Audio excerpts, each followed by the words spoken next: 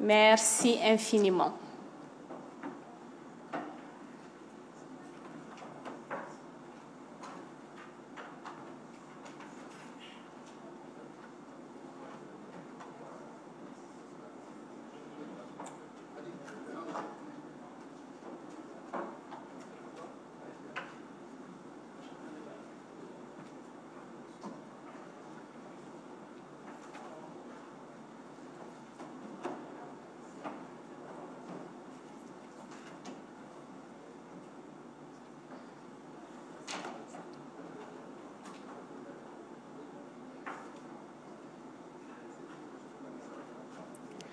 Alors, hier fut une magnifique journée, une journée épique. Nous avons eu à assister à des panels et des keynotes de qualité. Et également, hier, on a fini la journée en beauté avec un concours dont les résultats seront proclamés aujourd'hui lors de la cérémonie de clôture. Alors, je vous cite le programme pour aujourd'hui. Alors, pour ce vendredi 31 octobre 2025, dédié à la dernière journée de la 3e édition des Journées nationales de cybersécurité, nous aurons le panel 4, dont la thématique est cybersécurité et intelligence artificielle. Également, la formation des jeunes en cybersécurité est en cours et prendra fin aujourd'hui un peu plus tôt pour qu'ils puissent venir également participer à la cérémonie de clôture. Naturellement, quand on va finir le panel 4, nous aurons droit à une petite pause café et après on pourra discuter le temps que les mises en place puissent être faites pour la cérémonie de clôture qui va commencer à 14h30. Donc techniquement, après ce panel, on est libre jusqu'à peu près 14h30 pour discuter, faire des échanges, poser des questions sur les thématiques dont on n'a pas eu la chance de le faire durant les jours derniers. Alors, pour ce panel, sans plus tarder, nous avons comme modératrice Madame Aïssata Beni Traoré, à qui je demande de rejoindre la scène si possible. Sous vos ovations, s'il vous plaît. Alors, comme intervenant, elle en a 4 de qualité, en commençant par Monsieur Mokhtar Yonli, développeur Fluxtact et architecte logiciel ARCET Niger.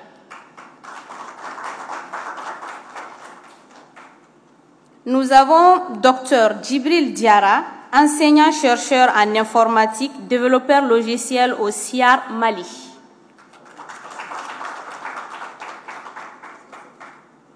C'est un événement qui met en valeur les 3 pays de l'AES, le Mali, le Burkina et le Niger. Et on ne saurait faire un panel sans inviter nos confrères à cette activité.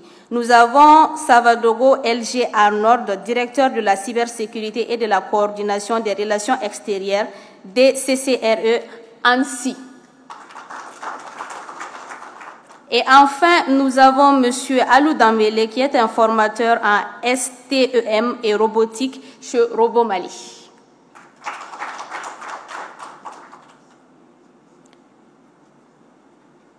Madame la modératrice, chers panélistes, l'assistance est à vous. Alors, on était censé commencer à 9h30, nous commençons à 9h47 et l'activité entière, le temps alloué est de 9h47 à 11h10. C'est bon? C'est bon. Bonne séance. Merci. Bonjour à tous, bonjour à l'assistance. Bienvenue à ce 4e panel des Journées nationales de cybersécurité. Le thème qui nous réunit aujourd'hui est au cœur de l'innovation et des menaces émergentes, c'est-à-dire cybersécurité et intelligence artificielle.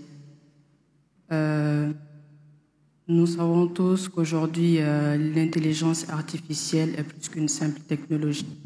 C'est un accélérateur qui permet de détecter en quelques millisecondes ce qui prendrait des heures à un humain, transformant ainsi la manière dont nous protégeons nos actifs.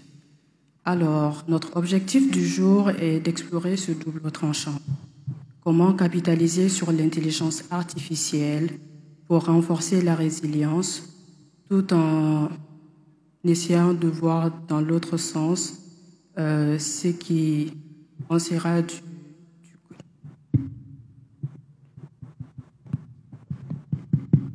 côté cybersécurité. Donc, sans plus tarder, Je suis déjà Aïssata Beni Traoré, responsable de la sécurité des systèmes d'information à la SMTD. Pour éclairer ce débat, nous avons réuni des esprits brillants aujourd'hui, venant de l'académie, de la recherche, de l'opérationnel gouvernemental et de l'innovation logicielle. Je vous invite maintenant à faire la connaissance de nos experts. Je vais tout d'abord commencer par M. Dambélé, qui est ingénieur en technologie mobile, enseignant-chercheur, instructeur certifié de Cisco et formateur certifié en STEM, en robotique. Jeune malien passionné par la robotique et l'intelligence artificielle, il est formateur et mentor en STM et robotique chez Robo Mali depuis 2018.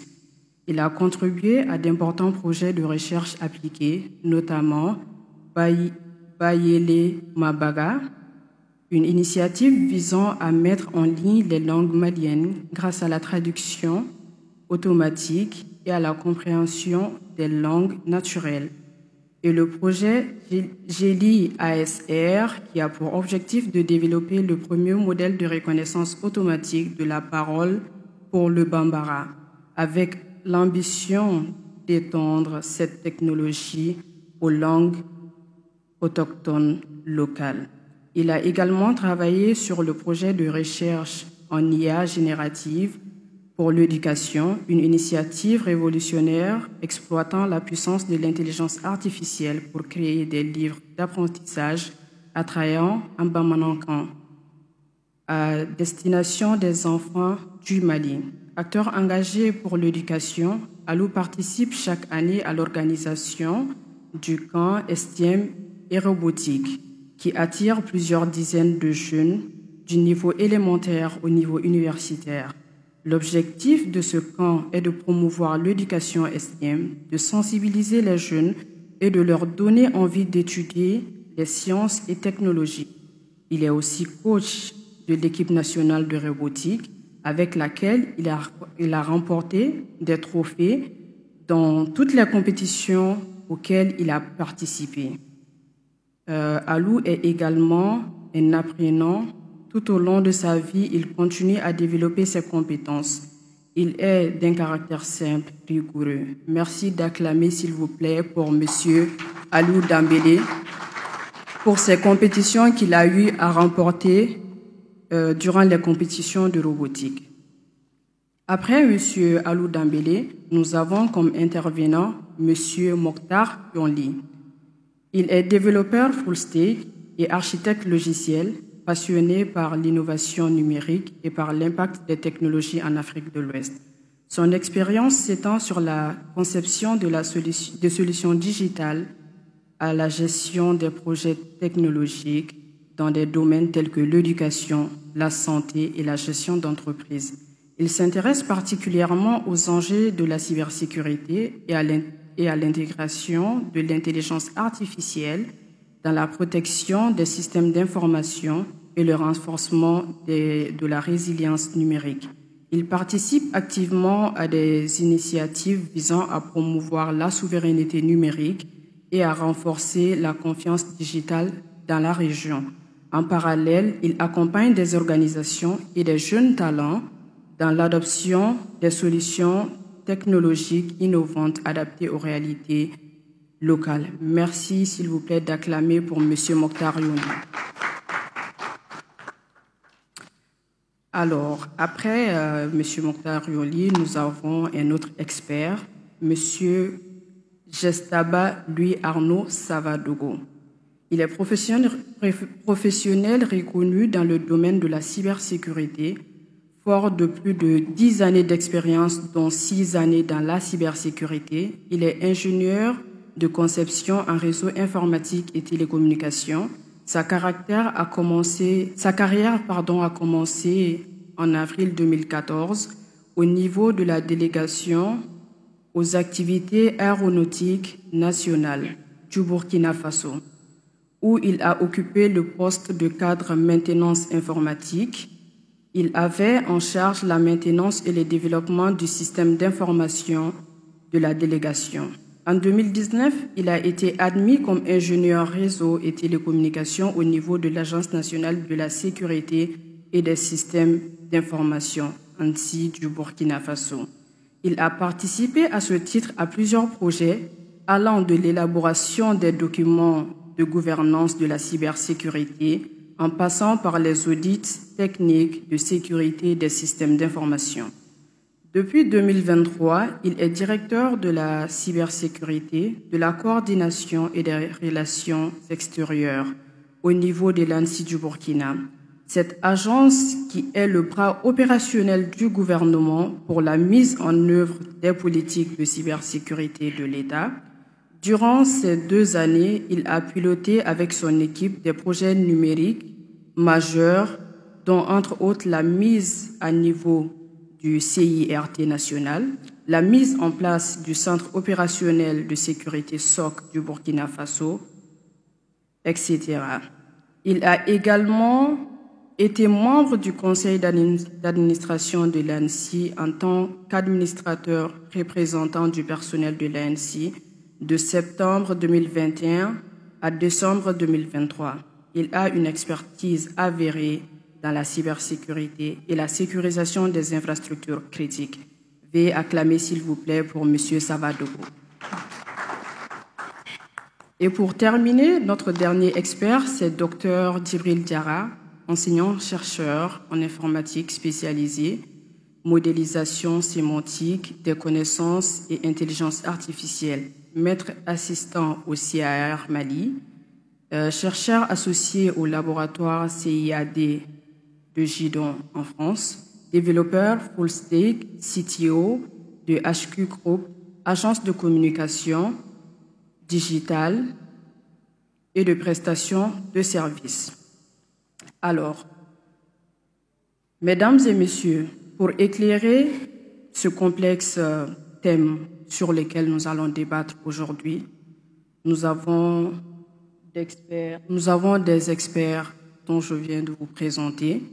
Et sans plus tarder, je vais commencer à poser les questions sur la thématique qui est cybersécurité et intelligence artificielle. Je vais tout d'abord commencer par M. Aliou Dambélé.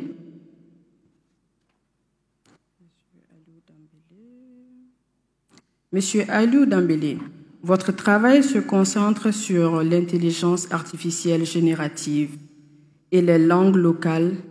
En quoi cette recherche en intelligence artificielle appliquée peut-elle constituer une opportunité de défense et de sensibilisation unique pour le Mali et pour l'Afrique?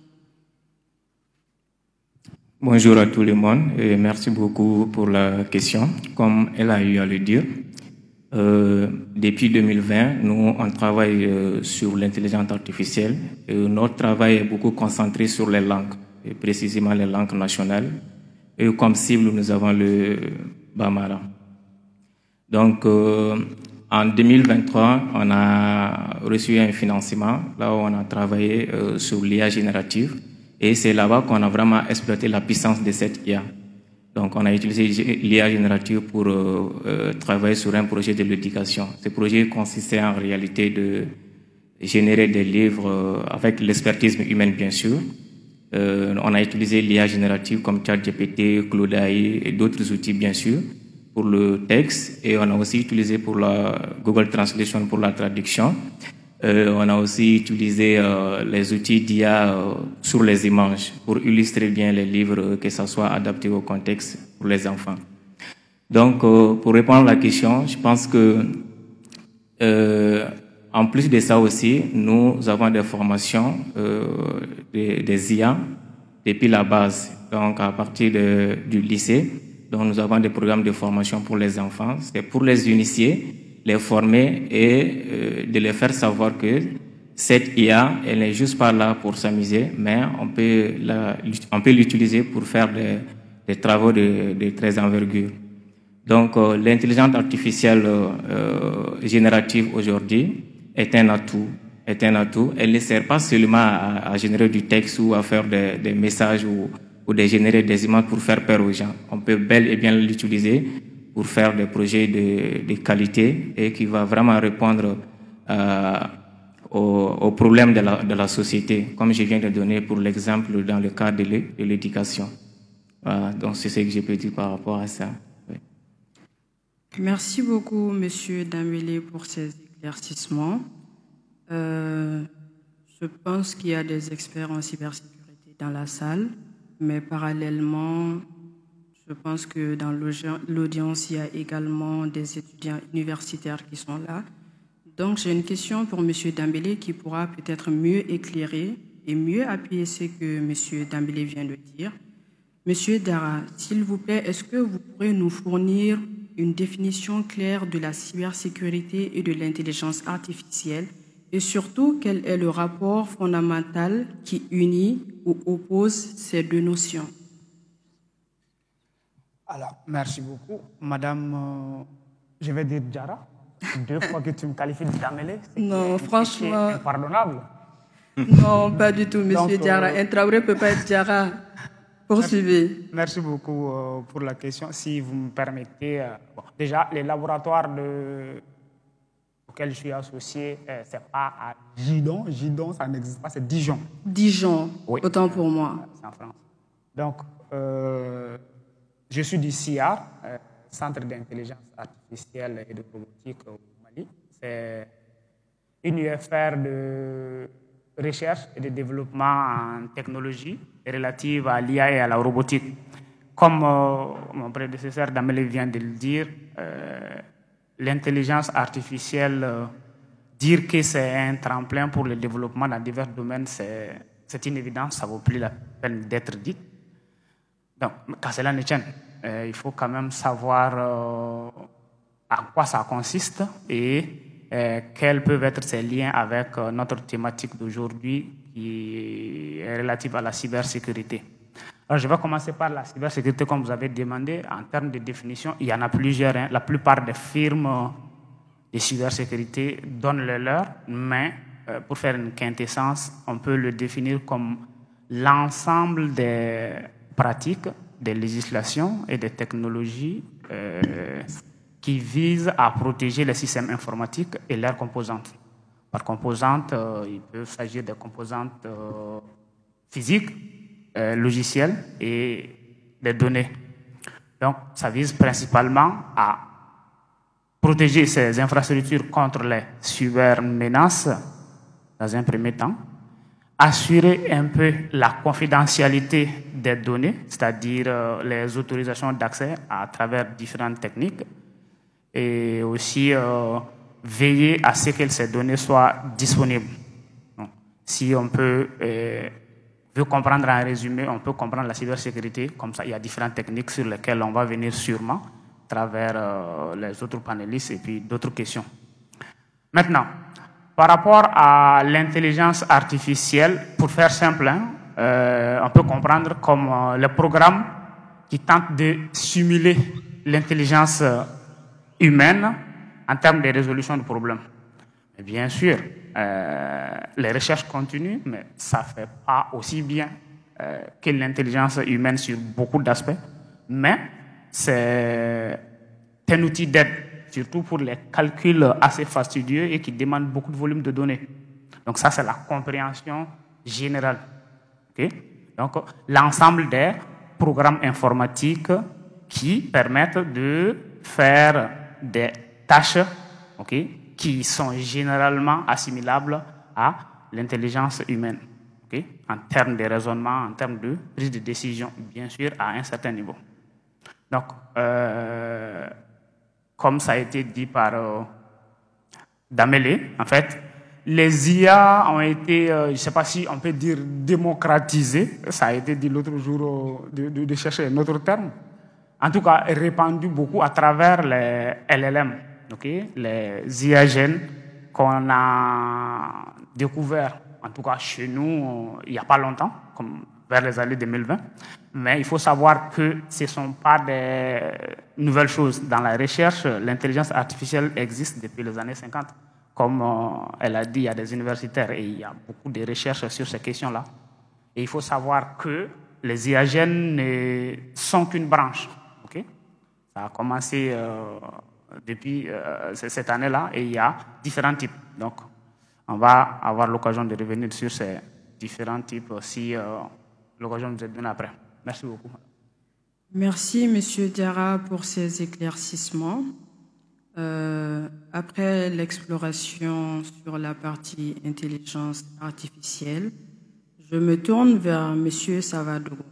Monsieur Savadogo, comment les entités nationales comme l'ANSSI peuvent évaluer et maîtriser les risques liés à l'intégration d'intelligence artificielle dans les systèmes existants? D'accord. Merci beaucoup pour la question. Donc, je profite de ce micro pour remercier les organisateurs donc, de cette activité. Donc, pour revenir à la question, comment est-ce que les entités comme l'ANSSI peuvent évaluer les risques? Donc, déjà, ce que je dois dire, c'est que je fais partie de ceux qui ne font pas confiance donc, à la technologie. Donc, il faut vraiment l'utiliser avec beaucoup de réserve, beaucoup de prudence. Donc, notamment pour ce qui est de l'intelligence artificielle, donc au niveau, en tout cas, étatique. Donc, ce qui peut être utilisé comme moyen déjà, on va dire, c'est la réglementation. Donc, il faut déjà une réglementation forte. Et c'est ce qui manque vraiment dans nos espaces. Donc, que ce soit au niveau de nos pays pris individuellement ou bien de l'espace même AES. Donc, il n'y a pas de réglementation donc, concernant l'usage donc, de cette intelligence artificielle. Et également, il y a les questions de compétences aussi sur lesquelles il faut vraiment se pencher beaucoup.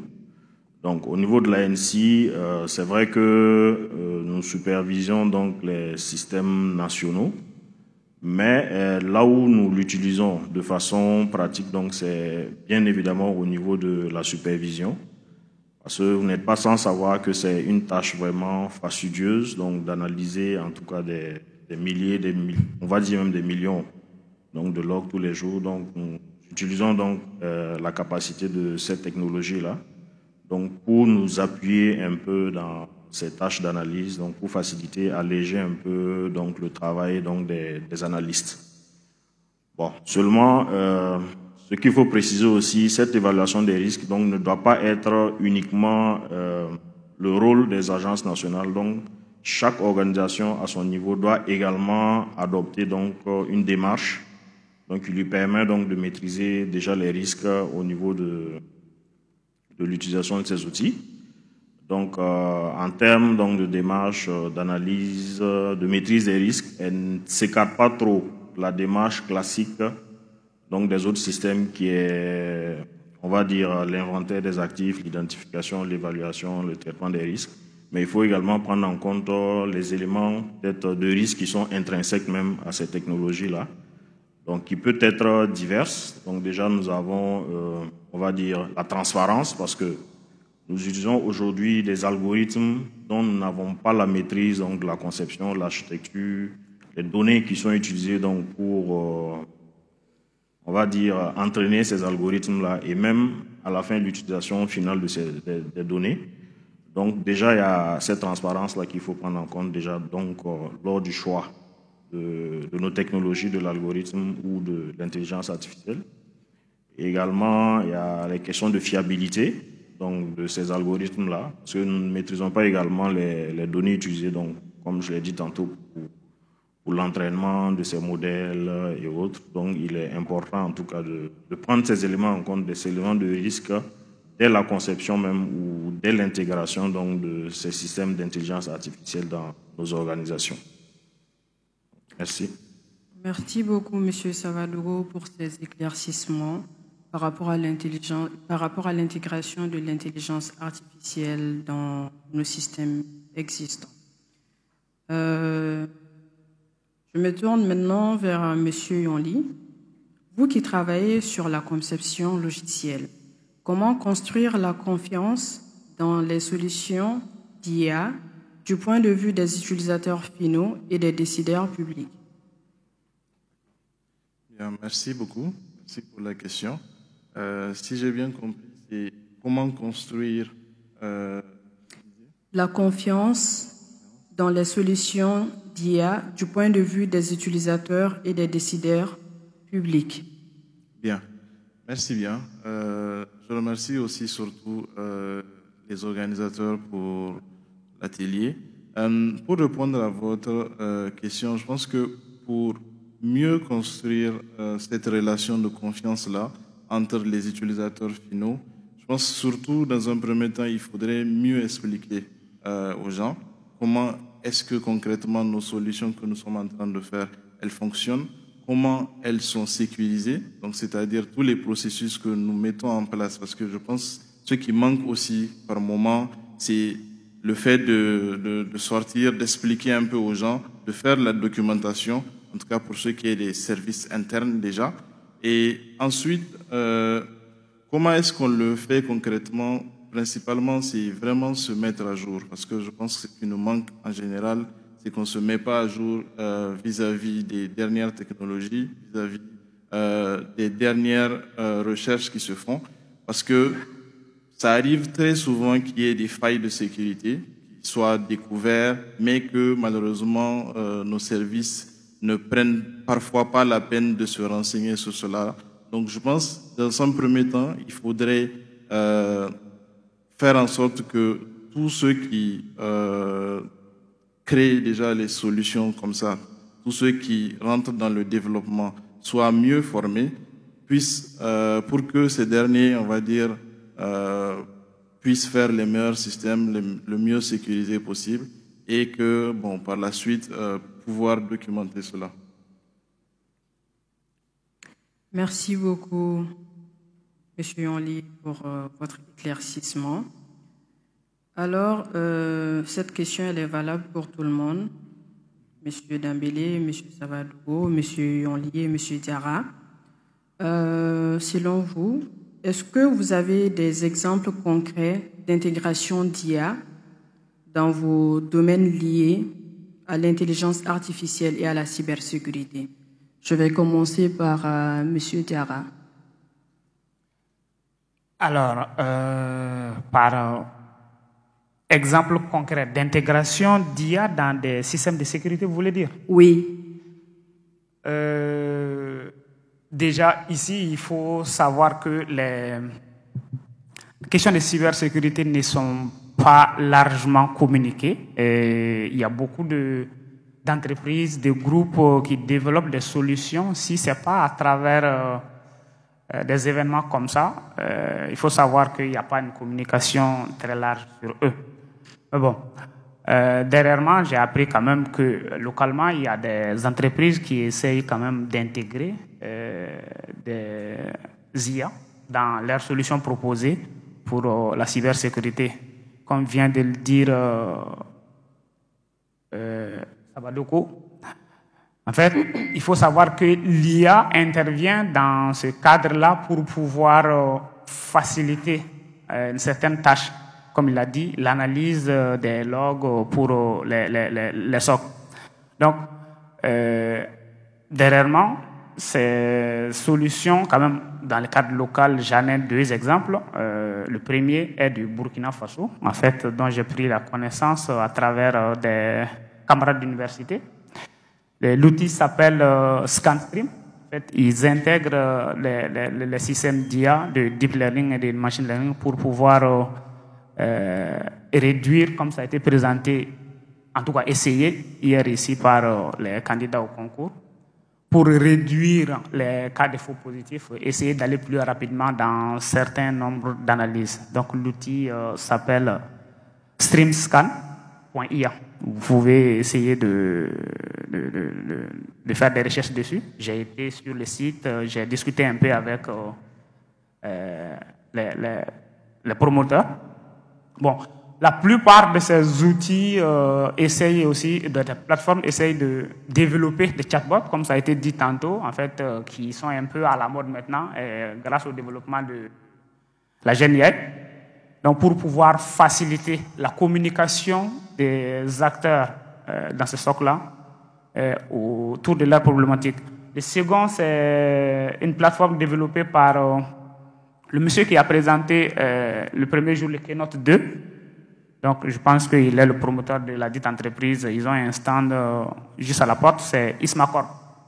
Donc, ils ont aussi des outils de cybersécurité qui intègrent les systèmes IA. Donc, je vais m'arrêter là. En tout cas, en ce qui concerne les solutions sur notre sous-région. Mais il faut savoir que des versions à l'échelle internationale, il y en a plein.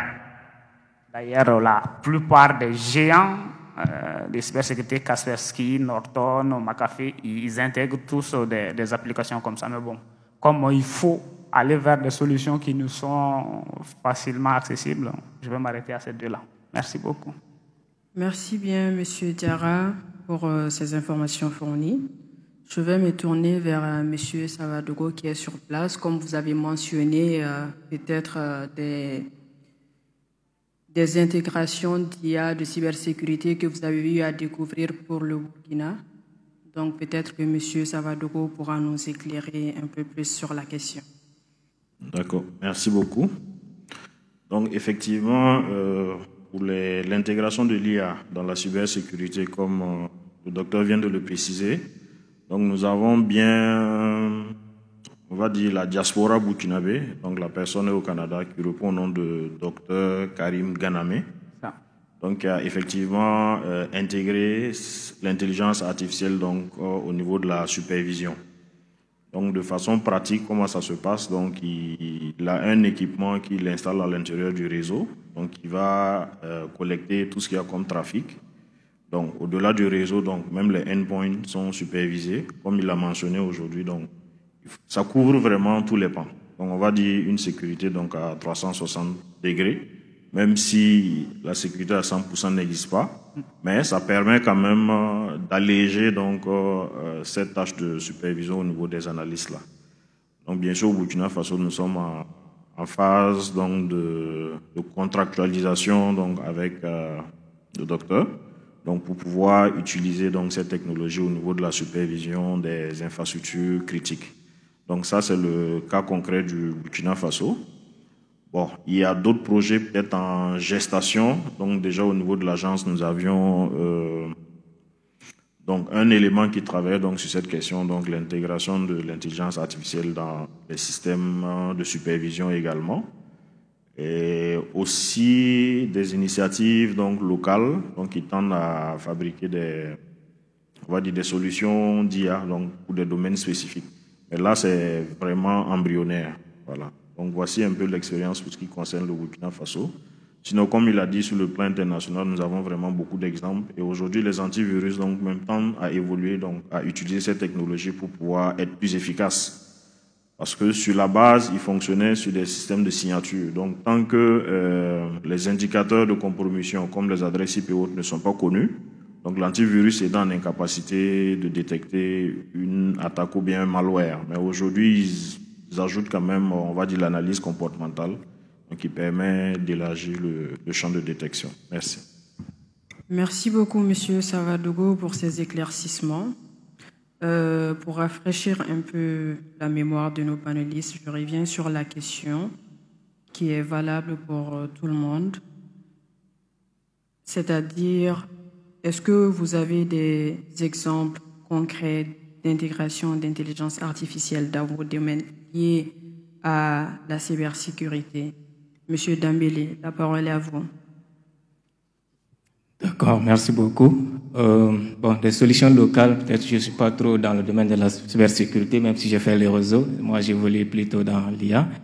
Mais je peux remarquer quelques exemples, comme le cas des Gmail. Vous savez que Gmail aujourd'hui utilise beaucoup de millions par jour. Donc, ils ont le filtrage de spam. Ils utilisent l'IA pour faire ça aussi. Donc, autre exemple, ça c'est Microsoft Defender que vous utilisez presque tous les jours avec Microsoft 360 aussi, qui intègre aussi l'IA pour sécuriser les données dans le cloud et beaucoup d'exemples de ces genres. Donc, je peux citer ces deux exemples en quelque sorte. Merci. D'accord, merci beaucoup, Monsieur Dambélé.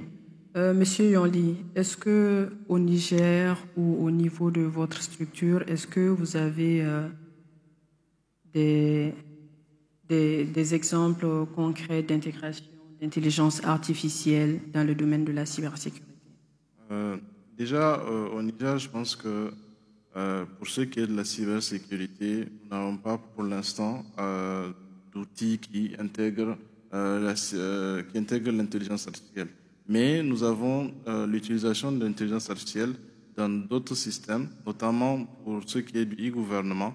Il y a par exemple une plateforme qui est, je pense, quasiment finalisée, dont le but, c'est vraiment d'intégrer l'intelligence artificielle, mais pour le cas du e-gouvernement et pour les utilisateurs finaux. C'est-à-dire que tout ce qui est document administratif, en fait, nous avons entraîné une intelligence artificielle afin que l'utilisateur, lorsque, par exemple, il veut déposer un dossier quelque part et qu'il veuille, par exemple, pour un concours, demander de quoi j'ai besoin pour pouvoir faire ci ou ça, ou s'il a une question particulière sur un domaine sur l'administration, que l'intelligence artificielle puisse directement lui répondre. Ça, franchement, c'est un cas concret qu'on a d'utilisation de l'intelligence artificielle chez nous.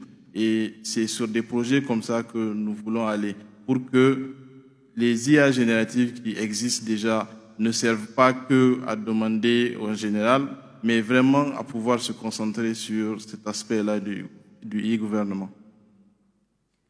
Merci beaucoup, Monsieur Yonli. Monsieur Savadogo, j'ai une question pour vous. Vous qui venez de nous prévenir tout à l'heure par rapport à l'utilisation abusive de la technologie. En tant que directeur de la cybersécurité, quels sont selon vous les principaux risques liés à l'usage malveillant de l'IA par les cybercriminels, spécifiquement dans le contexte du Sahel? D'accord, merci beaucoup. Donc, pour ce qui concerne le contexte du Sahel, nous n'avons peut-être pas des statistiques propres à nous, mais je vais m'appuyer sur l'étude d'Interpol, donc de 2024, qui montre que nous avons vraiment une hausse. Donc, pour ce qui concerne les attaques, on va dire de phishing, de ransomware assistées par l'IA, donc dans la région, et pas seulement le Sahel, mais en Afrique en général. Et également, vu le contexte, en tout cas, on va dire géopolitique que nous vivons, nous avons beaucoup de désinformation également, que ce soit les fake news, les deepfakes et autres.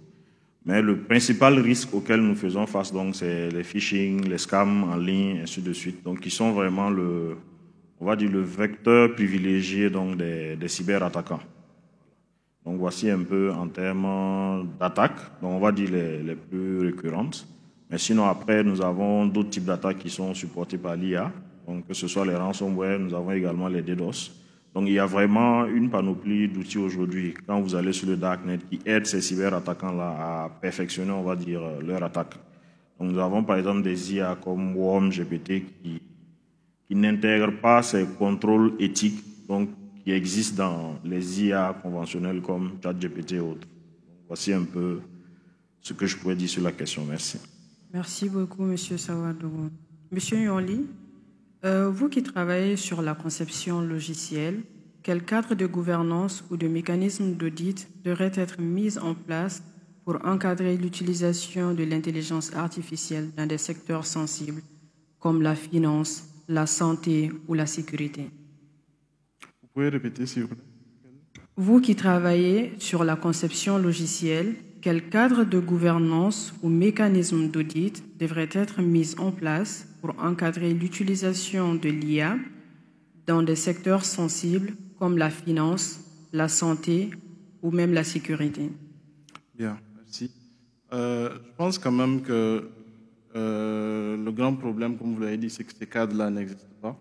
Et le cadre ou bien les cadres qui doivent vraiment être mis en place, c'est vraiment déjà dans un premier temps de prendre connaissance de ce qu'il y a comme existant. Par exemple, l'Union européenne, ils ont un acte. Récemment, ils ont signé le AI Act. Donc déjà, c'est de prendre connaissance de l'existant qu'il y a ailleurs. Ensuite, pour ce qui est vraiment de nos pays, je pense que l'intelligence artificielle doit forcément être guidée par des humains derrière. Je pense que quelque part, à chaque fois qu'on doit mettre en place ce cadre-là, il faut qu'il y ait des humains derrière pour pouvoir prendre les décisions. Parce que c'est bien que l'intelligence artificielle puisse analyser, par exemple, des logs pour ce qui est des systèmes de SIEM, mais derrière, on met toujours l'humain l'humain au centre de la décision. Merci beaucoup, Monsieur Yonli. Je me tourne vers mon voisin à gauche, Monsieur Dambélé.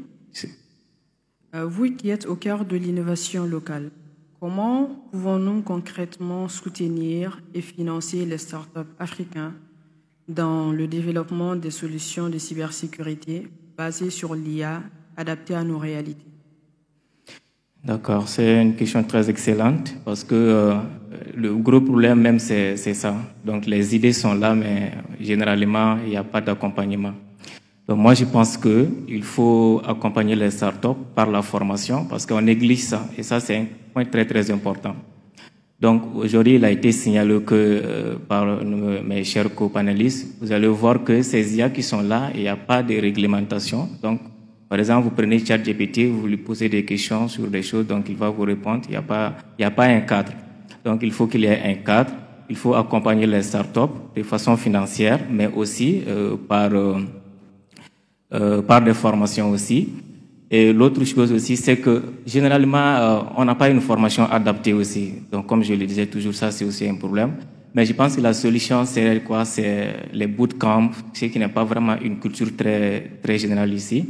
Donc, il est possible quand même de faire des bootcamps, de former les jeunes, de comment ils vont utiliser l'IA et de comment ils vont aussi intégrer l'IA dans la cybersécurité. Donc, à l'issue de ces bootcamps, il est possible de faire des hackathons de ces gens.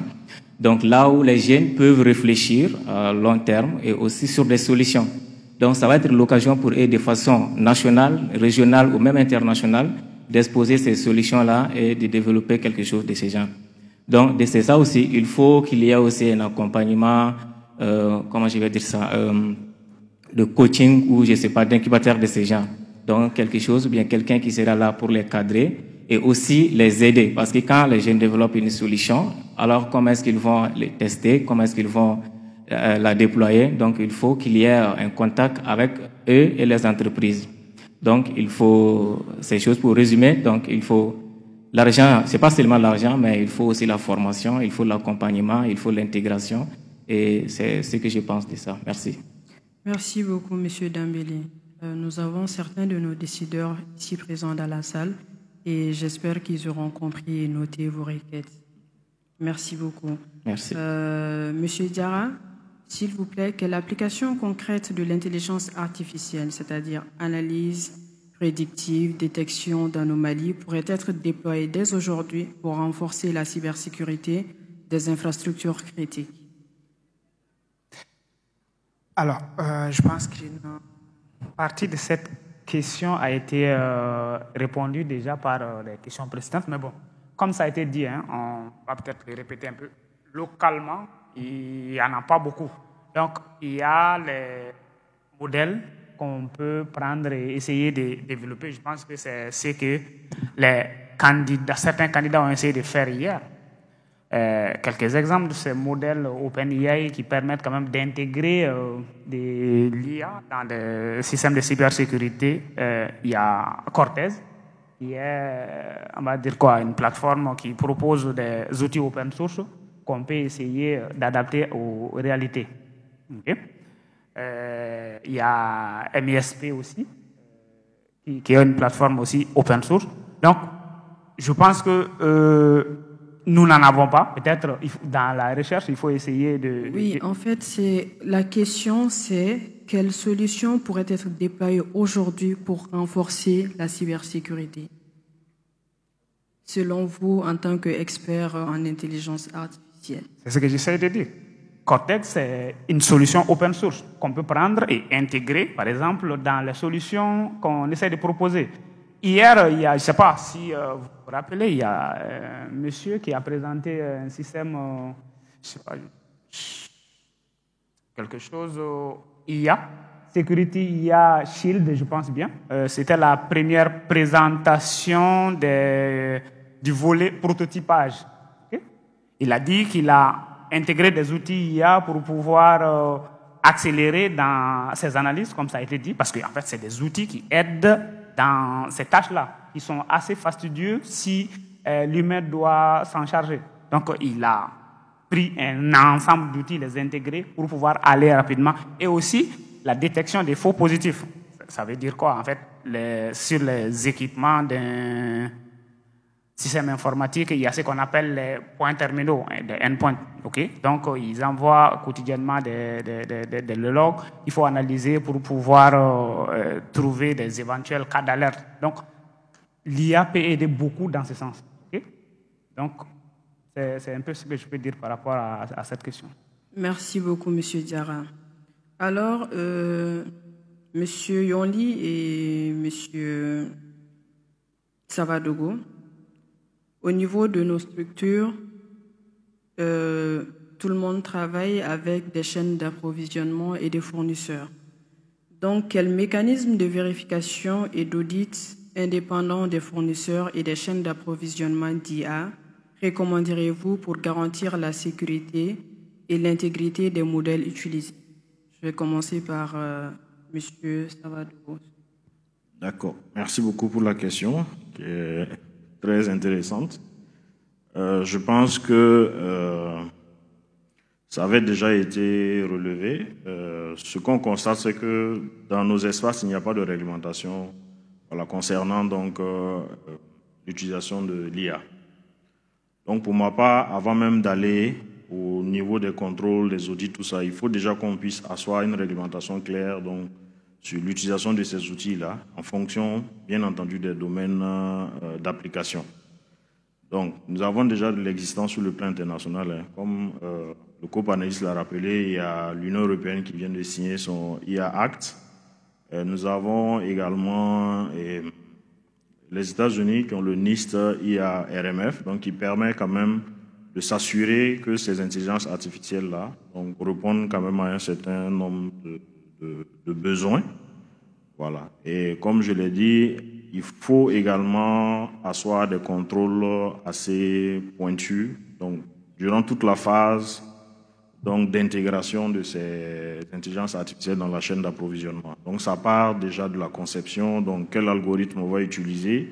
Si toutefois c'est un algorithme public existant, donc il faut bien entendu évaluer déjà l'efficacité de cet algorithme, sa sécurité, les données qui seront utilisées pour l'entraîner, parce qu'aujourd'hui, l'IA peut être performante, mais si on procède par exemple par l'empoisonnement des données d'apprentissage, donc on peut détourner en fait les résultats de cette IA-là. Donc il y a tout un ensemble de mécanismes qu'on peut mettre en place donc, pour sécuriser, on va dire, l'IA, pour ce qui concerne la chaîne d'approvisionnement.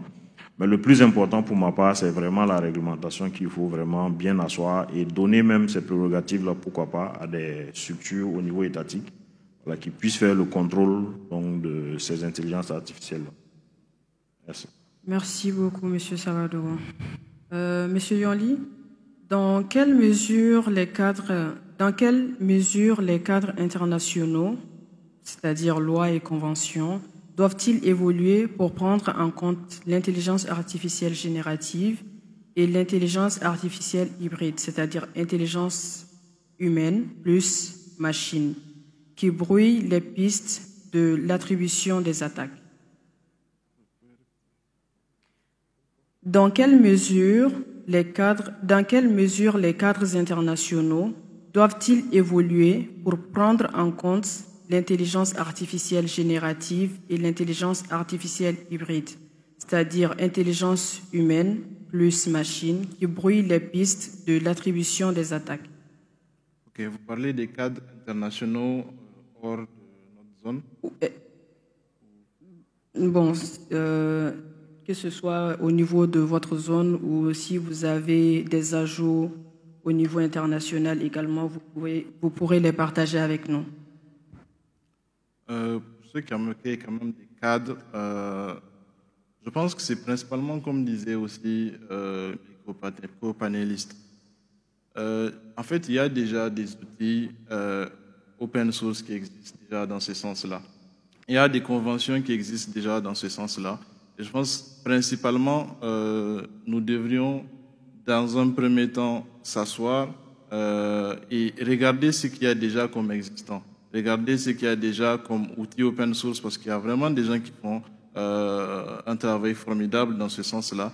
Et sur la base de ça, vraiment définir nos priorités et ainsi arriver vraiment à mettre ça en place.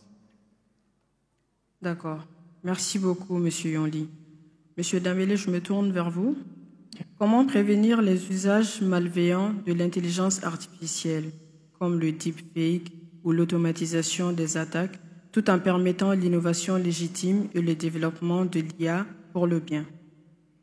D'accord. Je pense que on va se répéter. Dans un premier temps, il faut la réglementation. Ça, c'est la première des choses.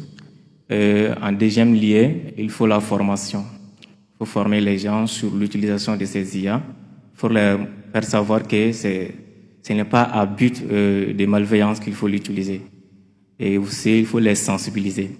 Parce que le problème, c'est quoi? Les IA que nous utilisons ici sont importées. Elles ne répondent pas réellement à nos valeurs. Donc ça, c'est un problème. Donc, ce qui fait que moi, j'ai dit, il faut prioriser la formation et la sensibilisation pour éviter ce genre de choses, en quelque sorte. Merci. Merci beaucoup, Monsieur Dambélé. Docteur Diarra, votre travail qui contribue au capital humain, quel est le rôle de la formation de l'intelligence artificielle ou la cybersécurité pour les jeunes et comment l'Afrique peut-elle construire sa souveraineté numérique par le développement de ses compétences? Merci. Le rôle de la formation en IA, déjà, comme je l'ai dit à l'entame du propos, l'intelligence artificielle est en train de bousculer un peu tous les points de l'économie. Donc, essayer de sensibiliser sa population sur ces enjeux et les bonnes pratiques s'avère capital pour s'en approprier de manière éthique. Pour essayer de revenir un peu en arrière par rapport à comment comment encourager la jeunesse à développer, comme ça a été dit tantôt, la formation et la sensibilisation restent des piliers fondamentaux pour pouvoir comprendre déjà les enjeux et ensuite essayer de réglementer. Au Burkina, ils ont pris des décisions, je ne sais pas, avant-hier, ça avait été dit par l'un des panélistes, on n'a pas de cadre propre à nous. Ceux qui ont un peu voyagé dans certains pays, on va laisser même l'IA, la technologie, comme TikTok ou autre chose. En fait, leur manière d'utiliser est carrément différente de ce qu'on peut en faire ici. Et il y en va de même pour l'IA. Donc, il faut sensibiliser, il faut former, il faut informer. Cela passe par des campagnes à faire dans différentes structures éducatives, universitaires, et cela passe par des campagnes d'information à passer au niveau de nos administrations et les services. Et je pense que, et je suis convaincu que c'est suite à cela qu'on peut réellement essayer de nous orienter vers l'utilisation idoine de ces outils-là, et afin qu'ils nous aident dans tous les domaines d'intérêt pour pouvoir réellement nous approprier de ces outils-là et assurer notre souveraineté numérique. Le cadre de réglementation est primordial, la formation et la sensibilisation. Merci beaucoup, Monsieur Diarra. Monsieur Savadogo, je reviens vers vous. Comment pouvons-nous construire la confiance dans les solutions d'IA du point de vue des utilisateurs finaux et surtout des décideurs publics? D'accord, merci beaucoup. Pour construire cette confiance-là, comme ça a déjà été dit, c'est peut-être maîtriser ces risques pour ma part. Donc, tout ce qu'il y a comme risque lié à l'IA, il faut qu'on travaille déjà à maîtriser ces risques. Donc, pour prouver qu'en fait, on a une bonne maîtrise donc, de ces technologies-là, comme ils l'ont dit, aujourd'hui, nous utilisons des intelligences artificielles qui sont importées. Voilà, nous n'avons pas de maîtrise sur la conception, l'architecture, les données et même la finalité de tout ce qui est collecté comme données aujourd'hui. Donc, peut-être on peut tous faire l'exercice de demander à, je sais pas, l'IA que nous utilisons, peut-être au jour le jour, donc quelles sont les informations que tu détiens sur moi, ou bien, voilà. Et vous allez essayer d'évaluer un peu les réponses et vous verrez que bon, il y a vraiment une question de confidentialité qui se pose ici, de fuite de données massive en fait. Donc pour moi, pour pouvoir construire cette confiance-là, il faut que nous arrivions peut-être à produire nos propres algorithmes. Donc à travers tantôt la formation que les autres ont évoquée, les startups. Donc c'est des initiatives qu'il faut accompagner pour qu'on puisse avoir nos propres IA, quel que soit le type, qu'on puisse les avoir pour nous-mêmes. Et même mieux, on peut même spécialiser ces algorithmes-là donc en fonction du domaine d'activité. Et surtout quand il s'agira peut-être des infrastructures critiques. Donc, il faut vraiment qu'on puisse aller vers nos propres solutions et ne pas subir, en fait, ce qui nous est imposé donc, par d'autres ailleurs, en fait. Voilà. Merci. Merci beaucoup. Merci pour ces échanges très riches. Pour conclure ce panel, je demande à chacun de nos experts de nous laisser une recommandation stratégique unique à l'attention des autorités et des entreprises concernant l'IA et la cybersécurité. Je vais de ce part commencer par M. Yonli. Merci. Je vais un peu rebondir sur ce que j'ai dit. Je pense quand même qu'il faudrait, c'est imminent pour nos États de vraiment mettre en place des structures qui vont être diligentées pour la question et surtout qui puissent surtout regarder ce qui se passe ailleurs. Parce qu'aujourd'hui, nous vivons dans un monde mondialisé et que c'est important de ne pas rester en reste et surtout pour pouvoir aller de l'avant, il faut vraiment mettre en place les cadres, il faut mettre en place une équipe de jeunes dynamiques parce que comme le disait tout de suite, en général, nos formations dans nos écoles classiques ici, il n'y a pas tous ces points-là qui sont dedans. Donc, c'est déjà essayer de faire en sorte que la jeunesse soit mieux formée et ensuite de vraiment mettre en place les cadres institutionnels pour que cette jeunesse-là formée puisse pouvoir faire nos IA, AES, puisse pouvoir faire tous nos systèmes comme vraiment nous le souhaitons afin que nous soyons totalement souverains. Merci. Merci beaucoup, M. Yonli. Monsieur Dembélé, quelle est votre contribution par rapport à la question? Je vais reprendre la question, s'il vous plaît. Si vous pouvez nous laisser une recommandation stratégique unique à l'attention des autorités et des entreprises concernant l'IA et la cybersécurité. D'accord, ok. Je pense que il a déjà évoqué beaucoup de points, mais aussi il faut la manière de collecte des données parce que si on doit travailler avec l'IA, il nous faut des données. Et malheureusement aussi, nous n'avons pas de données en réalité.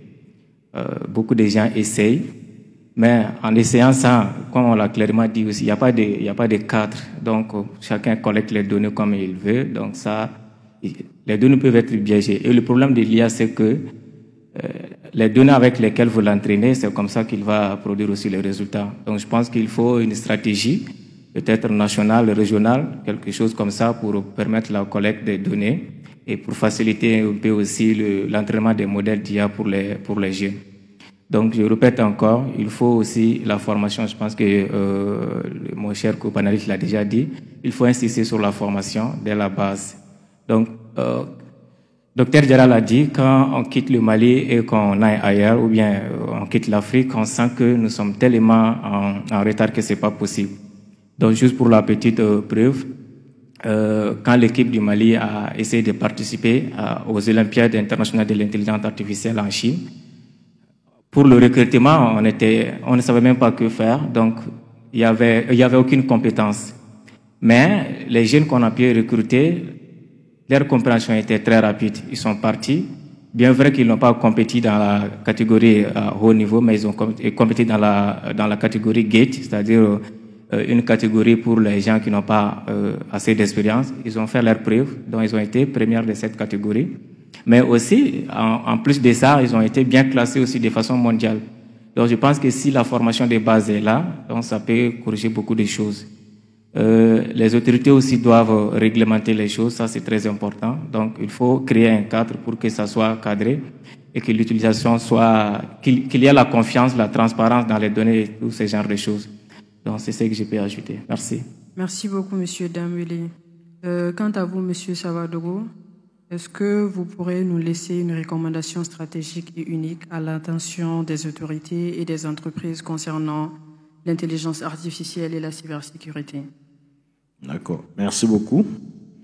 Donc, pour ma part, pour ce qui concerne donc les autorités, pour ce qui peut être fait assez rapidement, donc pour, on va dire, maîtriser les risques liés à l'IA, donc c'est d'intégrer ça déjà aux réglementations existantes. Donc, pour le cas du Burkina, nous avons un référentiel général donc de sécurité des systèmes d'information, qui est un ensemble de règles et de mesures, d'accord, qui se base sur certaines normes internationales, que ce soit ISO 27000 ou NIST, donc à l'endroit des administrations publiques. Donc, sa révision est prévue. Donc, nous pouvons déjà intégrer l'IA donc dans ces documents stratégiques-là. Donc, ça peut être soit un document comme ça ou même la stratégie nationale peut-être du Mali qui est en train d'être élaborée. Donc, c'est d'intégrer déjà ces questions d'intelligence artificielle donc, au niveau de ces réglementations-là. Pour ce qui est des organisations, comme mes collègues l'ont dit, hein, quand vous partez ailleurs, vous voyez que, en réalité, personne ne viendra construire le pays pour nous. Donc, c'est à nous-mêmes de construire notre pays. Et je vais prendre des exemples très concrets. Par exemple, aux États-Unis, l'entreprise Red Hat est un projet universitaire et nous avons eu la chance donc, de visiter là où elle est née. Donc, c'est des étudiants qui sont mis ensemble, qui ont eu l'accompagnement des entreprises et qui ont pu grandir aujourd'hui, et ils sont un géant mondial donc au niveau de la conception des systèmes d'exploitation. Donc, il ne faut pas que nos entreprises aient peur d'accompagner ces jeunes-là. Pour ce que j'ai vu, en tout cas hier, au niveau des compétitions, il y a vraiment de belles idées qui peuvent accompagner, et on aura vraiment quelque chose donc propre à nous. Donc, c'est peut-être l'État peut mettre en place un cadre pour réglementer cet accompagnement que les entreprises donc, pourront faire à l'endroit de ces jeunes, de ces startups donc, qui naissent. Merci. Merci beaucoup, Monsieur Savadogo, pour votre contribution. Monsieur Diarra, s'il vous plaît, pourrez-vous nous laisser une recommandation stratégique et unique à l'attention des autorités et des entreprises concernant l'IA et la cybersécurité? Merci pour la question. Alors, au-delà du cadre, je vais essayer d'aller un peu du côté technique. Je vais commencer par les entreprises et les administrations. Comme Savadogo l'a dit au début, hein, c'est la technologie. Donc, faire confiance 100% à ces technologies-là, c'est une erreur fatale. En fait, peut-être ce n'est pas le lieu de le dire, parce que notre objectif, ce n'est pas réellement d'inciter les gens vers la mauvaise manière d'utiliser, mais les encourager vers la bonne. En fait, il y a beaucoup de modèles d'IAGN, notamment, qui ne sont pas encadrés, comme il a dit, qu'on peut avoir sur Darknet. Il y a des exemples, il a commencé par citer un exemple, je ne vais pas en ajouter d'autres, mais il y en a plein. Certes, on ne peut pas les avoir facilement en faisant juste un prompt sur Google, mais il est possible de les avoir, qui peuvent aider à faire facilement des cyberattaques, essayer de construire des botnets, et beaucoup d'autres choses. Donc, ce qu'il faut, au niveau de ces entreprises, en tout cas dans notre sous-région, il faut comprendre qu'à un moment donné, il faut limiter l'utilisation de ces outils-là pour certaines tâches. En tout cas, essayer de l'encadrer, sensibiliser les employés sur les dangers, afin qu'on ne demande pas tout à l'IA. Ce qu'on n'a pas dit, ou peut-être qu'on n'a pas explicité, ces outils-là se nourrissent des données qu'on leur fournisse. Okay? Donc, les données confidentielles, quand on vous confie une tâche à faire, il faut essayer de faire réellement la part des choses sur les tâches à confier à l'IA. C'est un super outil d'aide, hein, mais ce qu'il faut comprendre, c'est un outil d'aide et non un outil de substitution. Donc ça, c'est côté entreprise et administration. Comprendre qu'il y a ces informations qui sont réellement confidentielles et dire que oui, j'ai un compte qui a un mot de passe et tout, c'est une erreur. Je vais essayer d'extrapoler un peu les parties du monde où ces technologies-là sont cadrées, notamment aux États-Unis. Est-ce que vous savez que avec leur cadre Patriot Act et Cloud Act, quand vous mettez des informations en tout cas qui transitent sur n'importe lesquelles des technologies des géants américains, Google. C'est pourquoi, en fait, il y a eu des discussions là-dessus. Il faut interdire, en tout cas, au cadre de l'administration d'avoir des emails publics de ce genre, sur lesquels transitent des informations quand même sensibles pour le pays et pour les administrations. Il en va de même pour les clouds. Hier, il y avait un jury qui avait demandé à un des candidats et qui avait dit que leur plateforme est très rapide parce qu'ils ont fait un déploiement sur AWS et il lui a carrément dit d'essayer de quitter AWS. Je pense que c'était mon cher ami de Burkina. C'est clair. En fait, le Cloud Act incite ces plateformes en ligne-là de fournir, en cas de besoin, l'ensemble des informations concernant quiconque sur quoi que ce soit. En tout cas, si c'est sur ces plateformes. Donc, ça revient un peu à recadrer tout ça et résumer un peu ce que les uns et les autres ont dit. Il faut qu'on essaye d'encadrer l'utilisation de ces outils-là chez nous et surtout essayer de former notre personnel sur les enjeux et les côtés négatifs de ces outils et bien sûr les expliquer le côté positif. Merci. Merci beaucoup, Monsieur Diarra, pour vos éclaircissements. Maintenant, nous allons passer aux questions-réponses pour un peu rêver l'audience. Et voilà. Est-ce qu'on pourrait avoir un micro-baladeur, s'il vous plaît? Déjà, je pense que nous allons prendre les noms des personnes qui ont des questions. D'accord. Un micro-baladeur, s'il vous plaît. D'accord. On est encore dans le temps. Je pense qu'on pourra largement répondre à toutes vos questions. Bonjour. Bonjour. Merci à nos différents panélistes. D'accord. C'est un sujet d'actualité et le débat est très intéressant. D'accord. J'ai deux questions. La première... S'il vous plaît, est-ce que vous pouvez commencer par vous présenter? Ok. Je m'appelle Aïssata Keita. Je suis ingénieure télécom, professionnelle de la cybersécurité et consultante GRC, gouvernance, risque et compliance en cybersécurité. Ma question, la première va s'adresser à M. Dambélé, je pense. Okay. Vous avez parlé de l'IA dans l'éducation. Dans notre contexte, le contexte ouest africain précisément, comment faites-vous pour que l'IA puisse atteindre un maximum de jeunes dans le domaine de l'éducation? Dans notre contexte, qu'est-ce qui est fait concrètement? Et je pense que l'IA a beaucoup d'avantages. On peut l'intégrer dans l'agriculture également. Donc, je ne sais pas si vous avez une idée, mais on peut rester sur l'éducation. Qu'est-ce qui est fait concrètement pour que l'IA atteigne un plus grand nombre d'enfants dans notre contexte ouest africain? Je peux poser la deuxième question ou... Oui, allez-y. Ok. Nous allons recenser toutes les questions, puis procéder aux réponses. Okay. La deuxième question, je pense que ça va s'adresser à nos deux panélistes, M. Salvador et M. Diarra. Vous avez parlé de l'IA dans la supervision, dans la cybersécurité. En tant que responsable au sein de l'ANSSI, nous savons que l'IA, comme M. Diarra l'a dit, l'IA prend ses sources quelque part.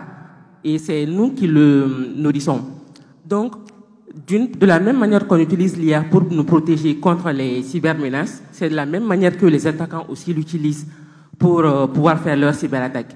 Donc, comment faites-vous pour que la manière dont vous utilisez l'IA pour la supervision puisse être encadrée, qu'on puisse avoir l'entièreté sur nos données? Voilà, c'est ça la deuxième question. Merci beaucoup, Madame Aïssata Keita. Est-ce qu'il y a d'autres questions, s'il vous plaît, de ce côté? Bonjour tout le monde, c'est Youssouf Teli, Banque malienne de solidarité. Merci aux panélistes pour la présentation. Donc ma question est que depuis longtemps, les CAPTCHA sont utilisés pour permettre de distinguer les machines des humains. Vous avez constaté que quand à l'entrée des sites web, vous avez un bouton à cocher « Je ne suis pas un robot ».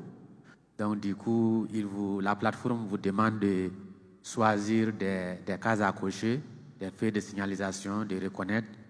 Donc, après cette reconnaissance, il vous laisse passer. Donc, avec le développement de l'intelligence artificielle, ils ont les différents mécanismes, ils ont fait les tests et il se trouve que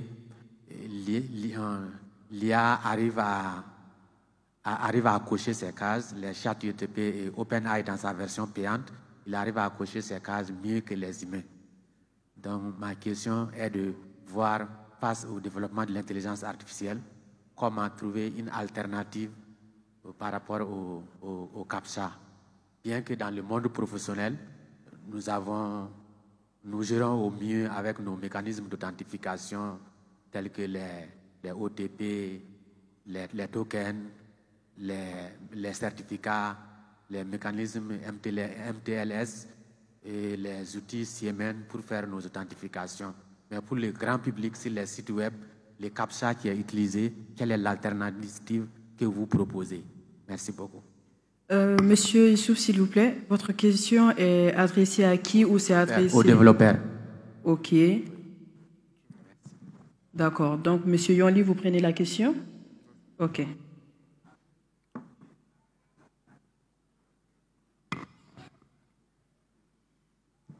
Bonjour, moi c'est Traoré Djeneba. Moi, ma question s'adresse plutôt à M. Dambélé. M. Dambélé, si j'ai bien compris, vous avez développé... Est-ce que vous pouvez rapprocher un peu plus le micro? Merci. Okay. M. Dambélé, c'était pour... si j'ai bien compris votre présentation, vous avez développé des livres éducatifs en langue nationale. Pourquoi précisément en langue nationale? Ça, c'est ma première question. Aussi, si j'ai bien compris, vous faites des compétitions à l'échelle internationale. Est-ce que vous ne pensez pas que nos livres devraient plutôt être en anglais pour permettre à nos enfants d'être plus compétitifs à l'échelle internationale? Récemment, moi, j'étais à une compétition à l'Olympiade mathématique. Donc, les enfants qui ont représenté le Mali, on a dû les prendre à part pour les permettre de pouvoir s'exprimer parce qu'ils ne comprenaient pas du tout ce qui se disait. Ça, ce sont mes deux questions pour M. Dambélé. Et ma dernière question, ça c'est pour M. Savadogo. Monsieur Savadogo, lors d'une de mes missions au Burkina, j'ai eu la chance de rencontrer des partenaires là-bas. Et puis, on nous a fait part de l'application Faso Transparency. C'est une application que j'ai beaucoup aimée, qui m'a impressionnée. Et moi, je ne suis pas informaticienne, donc je capte un peu ce que vous dites. Donc, si je comprends bien, est-ce qu'à la date d'aujourd'hui, Faso Transparency fait beaucoup au Burkina? Est-ce qu'il y a des moyens qui ont été mis en place pour pouvoir sécuriser Faso Transparency? Merci beaucoup. Merci beaucoup, Madame Djeneba, pour vos questions.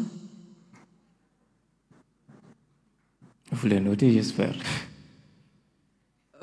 Oui. Bonjour tout le monde. Je suis Abdul Karim du Niger, de l'ASEP Niger.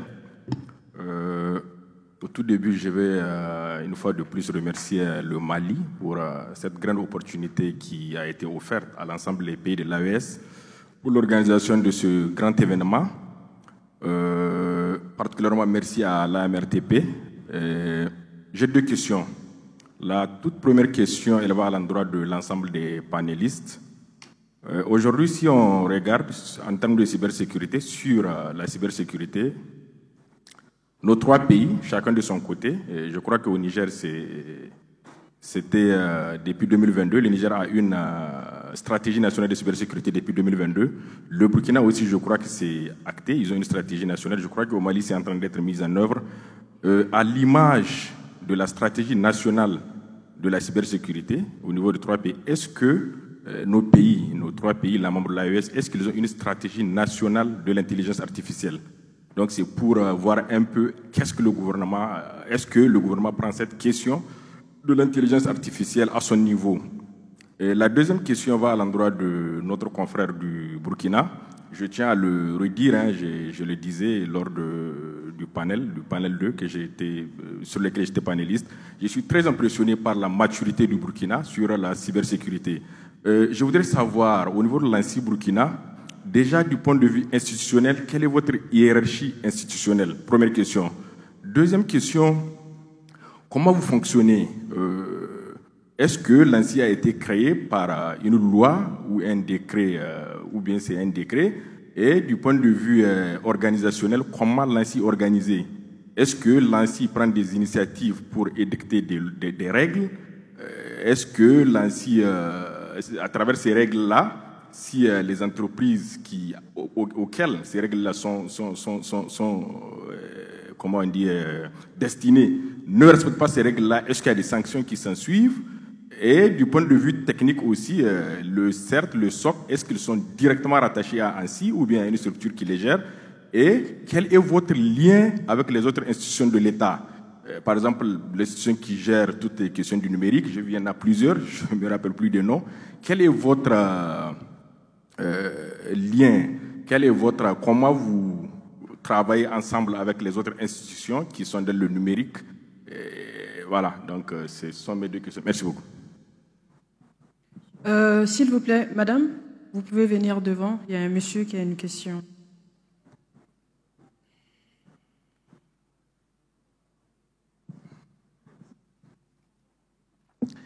Merci, bonjour à tous. Je remercie nos panélistes pour la qualité des échanges. Moi, c'est Amadou Dem de la BDM. Alors, j'ai une contribution et puis deux questions. Ma contribution, c'est pour M. Damélé. Donc, au niveau des IA disponibles actuellement, il y a un minimum de contrôle. Hein. Donc, ça veut dire qu'il n'y a pas de contrôle. Il y a un minimum de contrôle. Il y a des questions, quand vous les posez à ChatGPT, il va vous dire clairement que c'est interdit par la loi. Donc, mais on peut améliorer, effectivement. Donc, au niveau de ma question, ça s'adresse à M. Savadogo. Donc, au niveau de l'ANSSI, aujourd'hui, donc, nous avons des IA privés. Cependant, c'est un peu lourd pour les entreprises donc, de développer leurs propres solutions IA. Cependant, au niveau étatique, il y a peut-être des moyens donc, de développer des solutions IA. Est-ce qu'il y a des réflexions au niveau de l'ANSSI du Burkina dans ce sens? Et puis après, donc, comment dirais-je, comment vulgariser cette IA pour que la population l'utilise? Parce que si on a une IA privée étatique et que les citoyens passent par une autre IA alternative, donc je ne vois pas l'intérêt d'avoir notre propre IA. Peut-être pour terminer, donc je vais revenir sur les interventions de M. Diarra également, donc par rapport à la limitation. Moi, mon point de vue, ça reste personnel. Donc, à mon humble avis, donc il ne faut pas limiter, il faut accompagner, sensibiliser. Donc, parce que vraiment, on peut faire pas mal de choses donc, avec l'IA, mais cependant, il faut sensibiliser. Quand vous essayez d'interdire ou de limiter, les utilisateurs trouveront toujours un moyen de bypasser. Donc, mieux vaut essayer de les accompagner et d'essayer de cadrer. Je vous remercie. Merci beaucoup, Monsieur Dem. Madame, s'il vous plaît. Ok, merci bien. Moi, c'est Ouattara Aruna de Burkina Faso. Et par rapport à ce panel, je constate qu'on a combiné deux technologies, deux concepts vraiment assez pointus, cybersécurité et puis IA. Ce n'est pas du tout facile. Déjà, même en cybersécurité, il y a des défis. IA, il y a des défis. Les mettre ensemble, ça devient en fait un double défi. Aujourd'hui, la diaspora a déjà fait un grand boulot. Je pense qu'il y a des présentateurs qui l'ont dit, docteur et puis mon confrère Savadogo.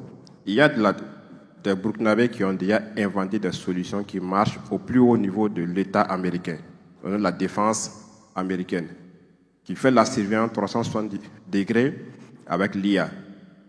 Nous sommes en train de l'expérimenter au Burkina. C'est des solutions qui sont faites par des Burkinabés. Donc je pense qu'on peut mettre à contribution la diaspora pour rattraper les retards. Parce que si on va commencer en fait à développer à nouveau ici, ce n'est pas évident qu'on puisse rattraper les retards. Donc j'allais suggérer fortement que la diaspora soit vraiment exploitée pour qu'on ait une longueur d'avance sur les autres. Parce que c'est nous qui les aidons là-bas à utiliser l'IA pour se sécuriser. Pourquoi pas le faire chez nous? Merci. S'il vous plaît, est-ce que la question elle est adressée à... Contribution. C'est une contribution. Merci beaucoup, Monsieur Ouattara, pour votre contribution. Nous allons prendre la dernière question. Ah, d'accord.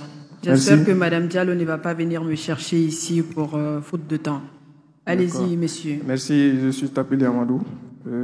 Pardon, c'est quel nom, s'il vous plaît? Tapili Amadou. D'accord. Moi, j'ai deux petites questions et une recommandation. La première question s'adresse au SIA, à M. Diarra. Moi, j'aurais voulu, c'est le format de la SIAR, qu'on sorte du format classique. J'aurais aimé que le SIAR soit une structure de projet. C'est-à-dire, on voit des jeunes ambitieux qui ont vraiment des projets d'impact, mais on reste toujours dans les classiques. Pour moi, le SIAR doit sensibiliser et de créer une charte sur la gouvernance de l'IA au Mali et aussi de recruter des jeunes talents juste pour des projets à impact communautaire. Voilà. Et ma question est que aujourd'hui, par exemple, on est confronté à une crise. Les enfants sont à la maison. L'e-learning pouvait être une solution développée par l'IA, par des avatars IA et qu'on diffusait sur ORTM et que les enfants peuvent rester à la maison et suivre leurs cours. Ça, c'est juste ma proposition, le format de SIAR que moi je veux. L'autre question, c'est adressée à tout le monde. On avait parlé d'avoir nos propres IA. Oui, mais on oublie quelque chose d'essentiel par rapport à nos États, les infrastructures. Pour pouvoir avoir vos propres IA, il faut avoir des serveurs, il faut avoir des data centers. Nous n'avons pas d'infrastructure, donc il faut penser à la meilleure formule avant de pouvoir poser vraiment cette base. Pour moi, c'est juste la question. Pensez-vous que nous pouvons avoir nos propres IA si nous n'avons même pas une autonomie énergétique? Ça, c'est la question là. Ça, c'est la grande question. Et l'autre recommandation, comme vient de dire mon cher confrère du Burkina, et cybersécurité IA, je crois que c'est un peu trop.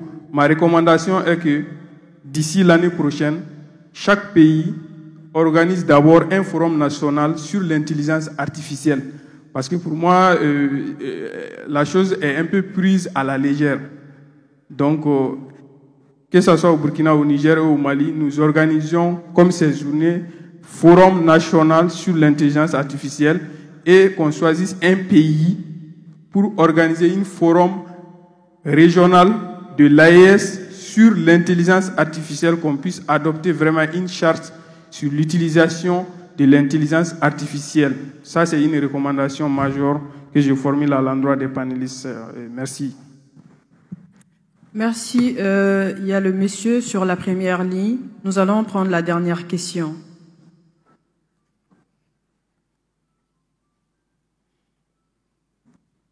Bonjour à tous. Je m'appelle Sori Ibrahim Kone. Je suis le fondateur du Malian English Club. Ma question, c'est plus sur le volet éthique. Si par exemple on analyse l'IA aux pays qui ont atteint le summum, comme la Chine, à ce qu'on dit en Chine, les hôpitaux, il y a des robots qui analysent les patients. Et aux États-Unis, il y a une entreprise, je pense c'est OpenAI, qui pense pouvoir intégrer une puce électronique dans le cerveau des hommes plus tard. Je trouve que l'IA prend beaucoup d'ampleur. Et la réalité au Mali, dans les pays ouest africains, c'est que quand un jeune doit faire sa soutenance, il a un exposé, il va juste sur ChatGPT, il tape son thème, tout sort. C'est fabuleux. Mais cela suscite une crainte, quoi. Alors ma question est la suivante. On voit un constat où l'IA progresse, l'IA gagne la connaissance et les humains régressent. Les humains deviennent plus paresseux. Pourtant, les Anglais disent « knowledge is power ». Le savoir, c'est le pouvoir. Et qu'est-ce que l'humanité fera si un jour l'IA décide de prendre le pouvoir? Quelle est l'alternative qu'ils vont faire pour pouvoir contrecarrer l'IA? Ça, c'est une question à l'endroit de tous les panélistes. Merci. Merci beaucoup, Monsieur Kone, pour vos questions. Par rapport à la réponse, nous avons vraiment des questions, je pense, qui vont réveiller l'audience. Pour commencer, nous allons répondre à la question de Madame Aïssata Keïta à l'endroit de Monsieur Dambélé. Dans le contexte ouest-africain, l'impact sur l'éducation. C'est bien cela, Madame Aïssata?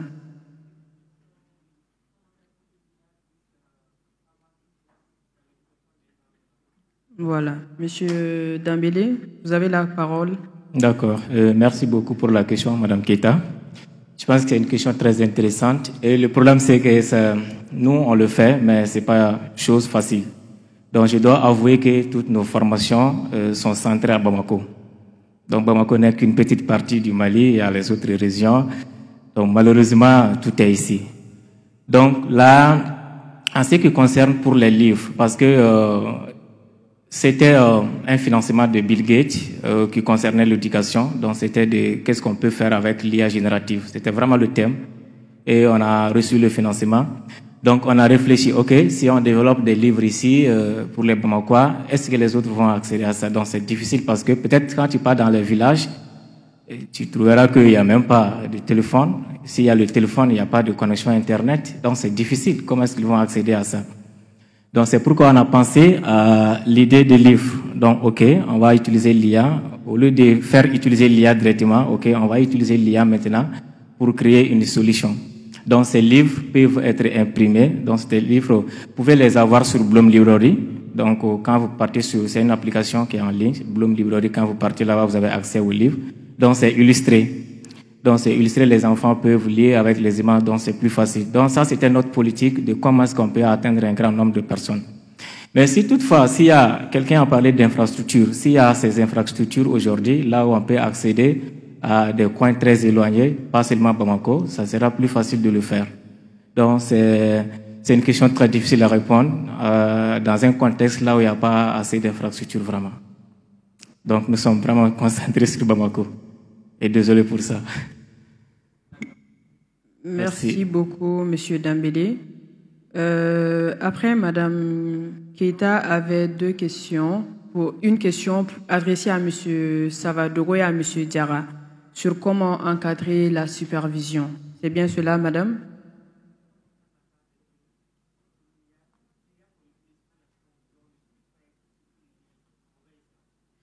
Ok.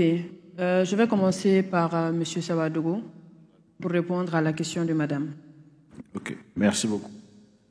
Pour ce qui concerne l'utilisation de l'IA pour la supervision, bon, comme je l'ai dit au départ, moi je suis quelqu'un de très méfiant vis-à-vis de la technologie. Donc ce qui fait que tout ce qu'il y avait comme CIEM qui propose des formules d'abonnement avec le machine learning et autres, bon, nous on a préféré ne pas le prendre.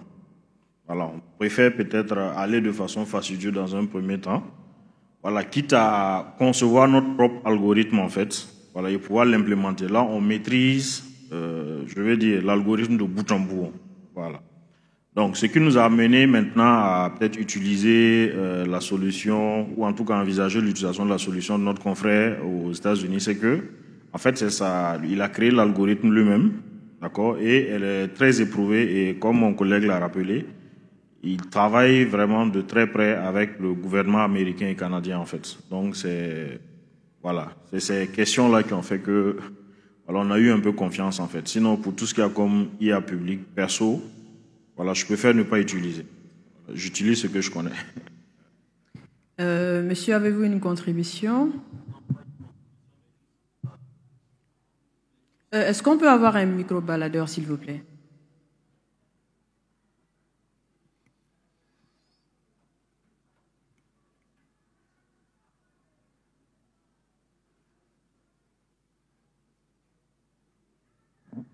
C'est pour le monsieur sur la première table.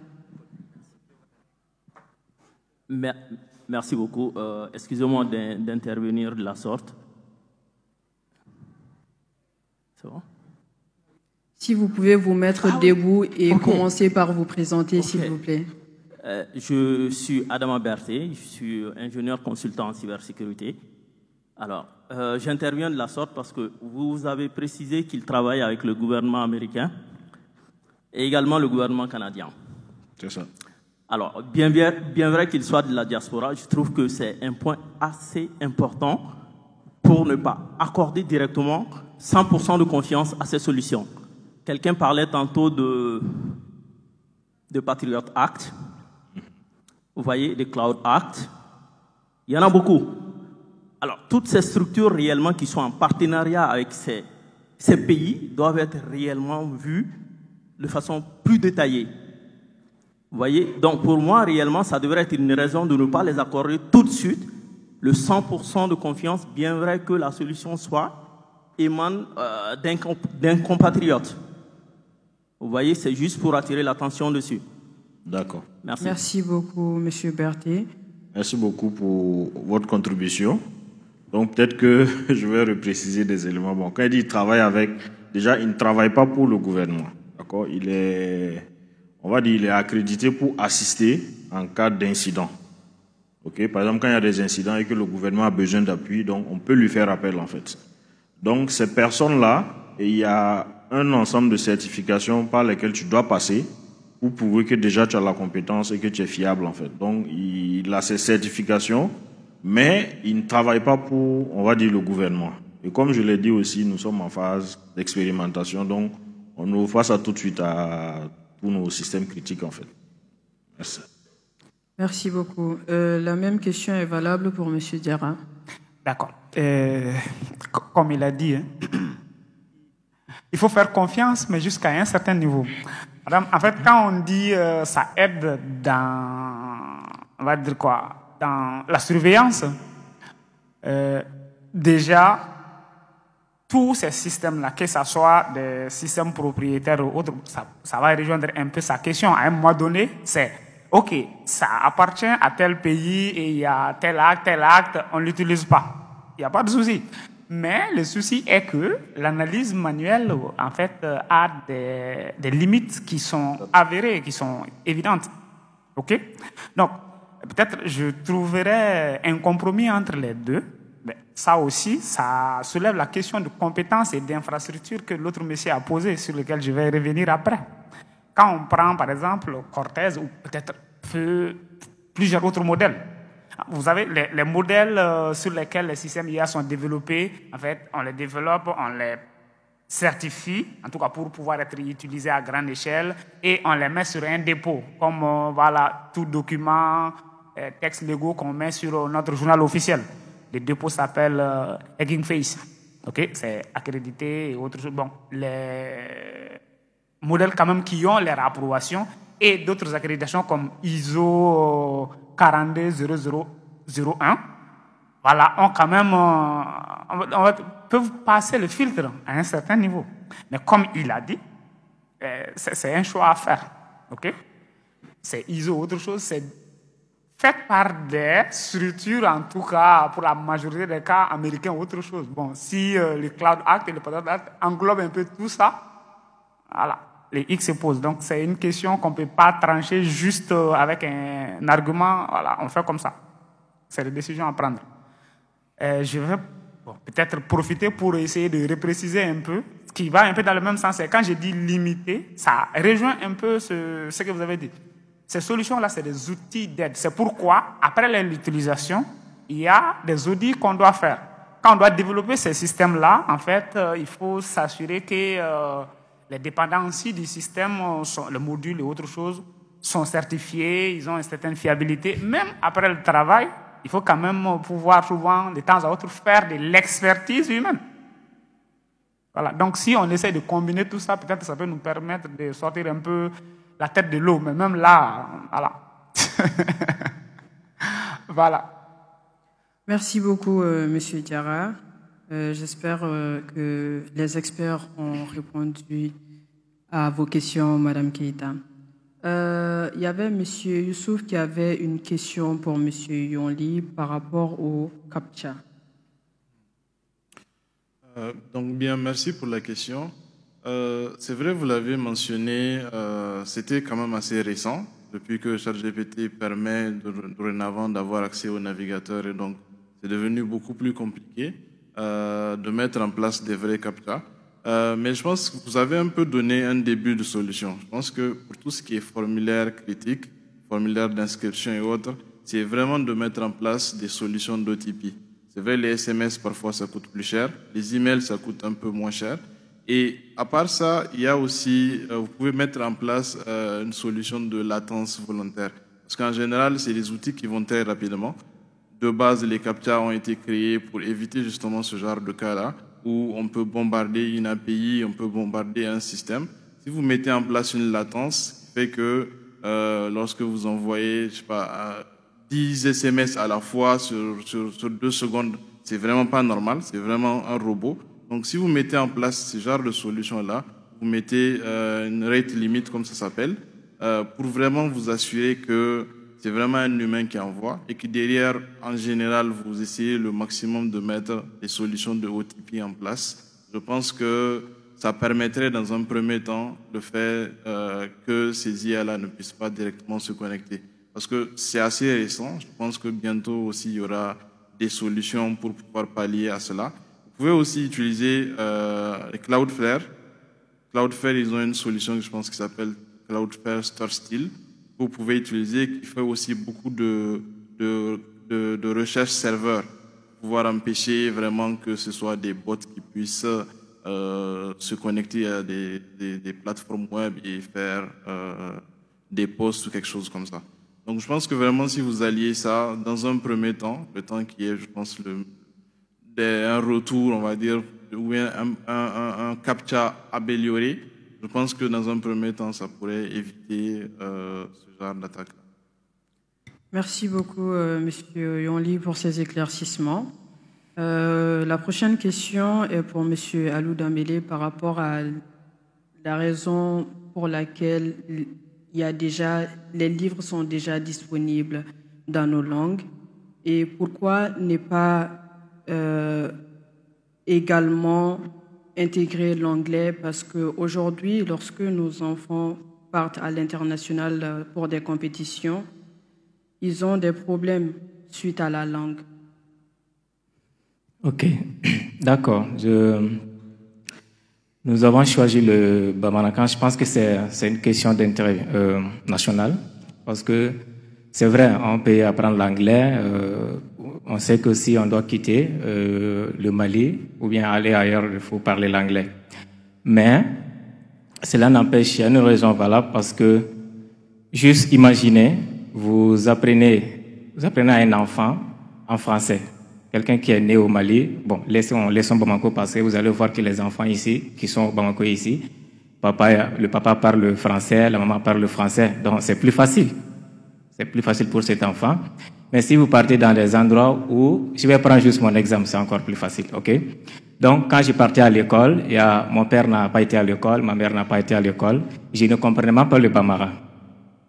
Donc, je suis Mianka, je parlais le Mamara et j'ai commencé à étudier en Mamara.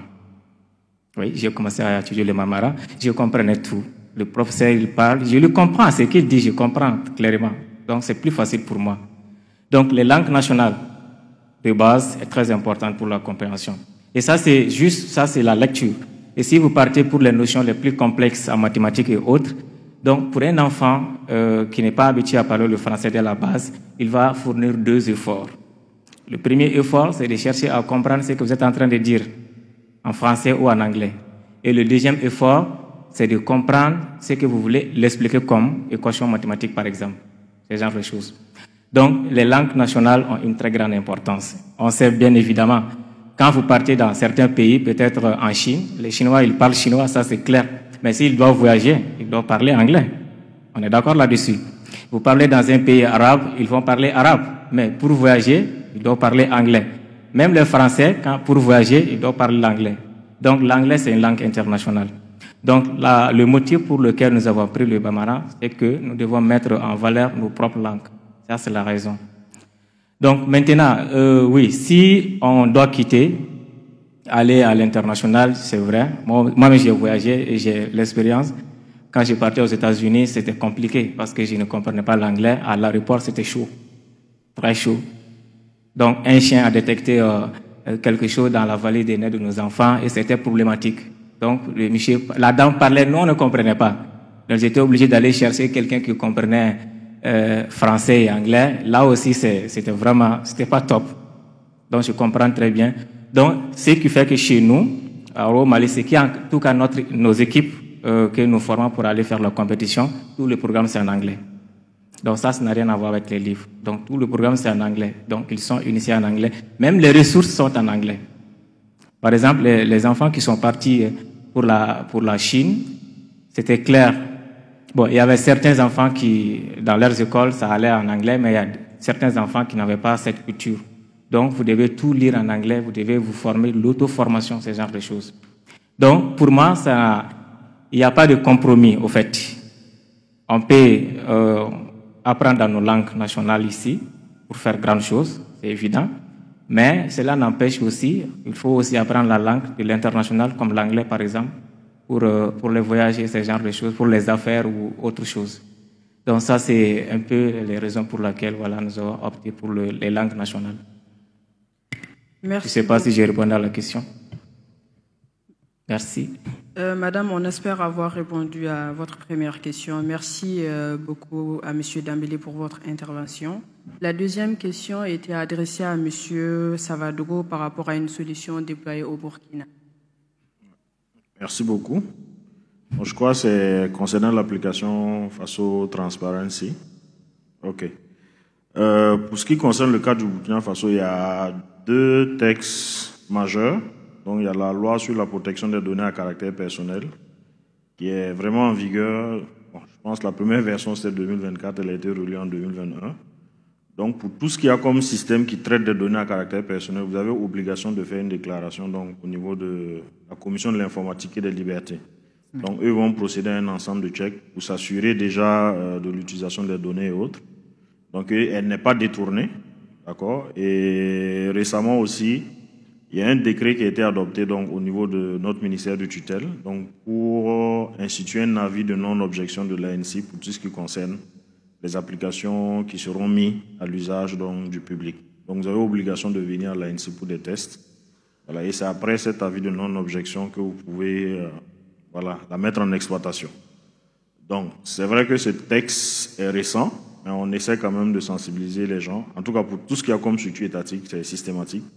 Donc, les tests sont effectués avant donc, la mise en exploitation. Mais c'est le privé, bon, de plus en plus, ils nous sollicitent également donc, pour mener ces tests de sécurité sur leurs applications. Bon, spécifiquement pour Faso Transparency, bon, je sais qu'ils ont été à la CIL. Bon, on leur a recommandé là-bas de venir à l'ANSSI. Donc, la démarche est en cours, en fait. Mais on va procéder à des tests. Merci beaucoup, M. Savadogo, pour votre intervention. Alors, je vois Mme Lala qui est là, qui me regarde depuis par rapport au temps. Donc, je pense que nous allons répondre à juste une dernière question et puis clôturer. Monsieur Dem avait posé des questions par rapport à... Question toujours adressée à vous, Monsieur Savadogo. C'est ça. Par rapport à la question de développer une IA privée et amener la population à utiliser cette IA. OK. Merci beaucoup pour la question. Bon, pour ce qui est du Burkina Faso spécifiquement, nous n'avons pas, on va dire, entamé d'abord un tel projet. Mais ce qui peut être peut-être un point de départ, c'est qu'il y a la diaspora qui a mis en place donc une association qui s'appelle la Maison de l'intelligence artificielle au Burkina Faso. Donc, ils ont rencontré en tout cas tout ce qu'il y a comme structure étatique. Ils sont passés à l'ANSSI, à l'ANPETIC, je pense, la Brigade centrale de lutte contre la cybercriminalité. Donc, c'est une association qui est mise en place et ces structures étatiques auront des répondants donc, au sein de l'association. Donc, ça va permettre quand même d'adresser ces questions, que ce soit la stratégie ou bien voilà, le développement d'IA spécifique pour les États, en fait. Donc, c'est quelque chose qui sera en cours. Enfin, à venir. Merci. OK. Merci beaucoup, Monsieur Savadogo, pour, une fois de plus, vos éclaircissements. Pour résumer nos travaux, ce panel a clairement établi que l'intelligence artificielle est une force incontournable. Elle est à la fois notre plus grand espoir et notre plus grand défi en cybersécurité. Nous retenons également que l'urgence de la gouvernance, elle est importante. Au nom des organisateurs des Journées nationales de cybersécurité, je remercie chaleureusement M. Diarra du CIAR, M. Dambélé de Robo Mali, M. Savadogo de l'ANSSI du Burkina Faso et M. Yonli du Niger pour avoir partagé avec nous leur expérience. Merci d'acclamer encore une fois de plus pour nos panélistes.